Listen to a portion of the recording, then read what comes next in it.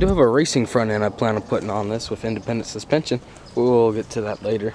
I just got to work on that clutch cable a little bit. It ripped off the other day. Welding aluminum to steel does not work. Got my transaxle.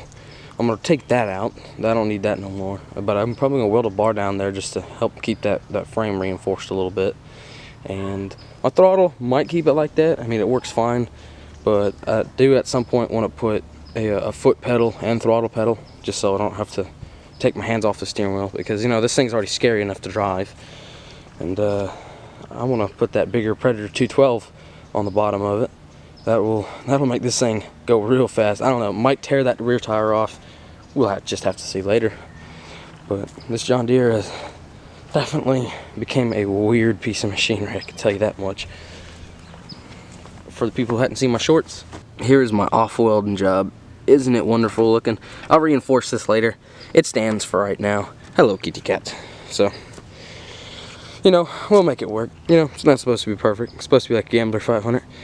So, definitely gonna be one hell of a fun project.